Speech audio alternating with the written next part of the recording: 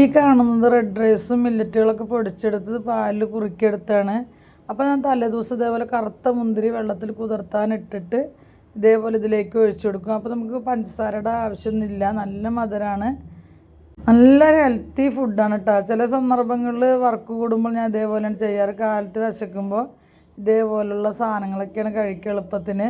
വേണമെങ്കിൽ കുറച്ച് നട്ട്സ് ഇട്ട് കൊടുക്കുക കേട്ടോ. അതൊക്കെ പുട്ടുതരിയുടെ അളവിലാണ് പൊടിച്ചെടുത്തിരിക്കുന്നത്. അപ്പോൾ വളരെ ടേസ്റ്റ് ഉണ്ട്. ഇതേപോലെ കുറച്ച് തരിയോടെ കുറുക്കിയെടുക്കുമ്പോൾ ഹണി ചേർത്തി കൊടുക്കുക, മധുരം വേണമെന്നുള്ളവർക്ക്. ഇല്ലെങ്കിൽ ഹെൽത്തി ആയിട്ട് കഴിക്കുക കേട്ടോ.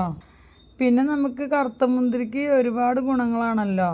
വയറ് സംബന്ധമായുള്ള കാര്യങ്ങൾക്കും അതുപോലെ പെട്ടെന്ന് ബ്ലഡ് വെക്കാനും ഒക്കെ ഒരുപാട് ഗുണമാണ്. അപ്പോൾ ഒരു ഹെൽത്തി ഡ്രിങ്ക് തന്നെയാണ് കേട്ടത്.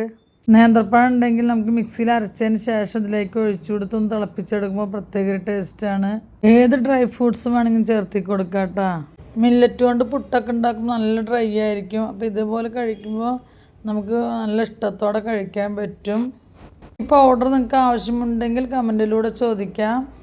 ഈ വീഡിയോസ് നിങ്ങൾക്ക് ഇഷ്ടപ്പെട്ടാൽ സബ്സ്ക്രൈബ് ചെയ്യാനും ലൈക്ക് ചെയ്യാനും കമൻറ്റ് ചെയ്യാനും ഷെയർ ചെയ്യാൻ മറക്കരുത് കേട്ടോ.